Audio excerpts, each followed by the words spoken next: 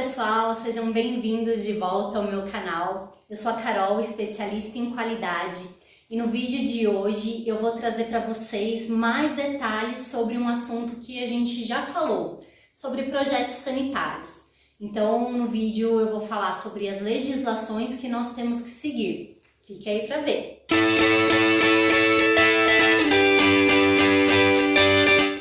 No vídeo em que eu falei sobre projeto sanitário, eu expliquei que o projeto sanitário é a base de tudo, né? Quando a gente fala sobre boas práticas de fabricação e HACCP, a gente vai ter muita dificuldade de criar um programa, de conseguir realmente executar tudo que está ali, se o nosso projeto, se a nossa unidade não entrega o básico que a gente tem que ter. Então, tudo parte de uma construção, de um projeto correto. Ok, beleza, vou fazer um projeto sanitário, mas como que eu faço isso? Da onde eu tiro a base do que eu preciso ter no meu projeto para ele ser um projeto sanitário, do que eu posso usar para fazer esse projeto? Pensando primeiro em quem é regulamentado pelo Ministério da Agricultura, pelo MAPA, a gente tem a Portaria 368 de 1997. Essa portaria vai falar sobre boas práticas de fabricação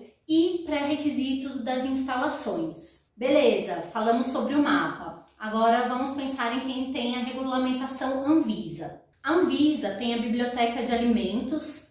Na Biblioteca de Alimentos, o item 3 vai trazer esses pré-requisitos também. E quando vocês entrarem na portaria 326 de 30/7 de 1997, vocês vão ter mais ou menos ali o mesmo guia disponibilizado pelo MAPA. Ok, beleza, no Brasil nós temos essas duas legislações que nos dão um guia do que a gente precisa para ter um projeto sanitário. Mas Carol, eu queria um guia mais específico. Onde eu posso achar algum documento que me oriente sobre os materiais que eu posso utilizar, por exemplo? Para isso, nós temos um guia no site da ERRED. Mas agora vamos olhar aqui os guias que eles deixam disponibilizados no site. Alguns desses guias são gratuitos e outros são pagos. O guia sobre princípios do projeto sanitário é gratuito, né? Esse guia número 8, vocês podem baixar na língua de preferência de vocês, tem a versão em português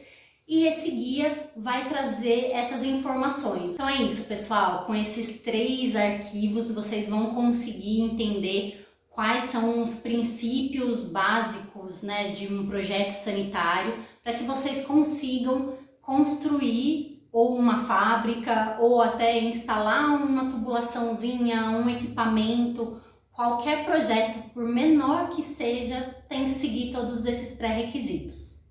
Qualquer dúvida, gente, deixem aqui nos comentários e até o próximo vídeo.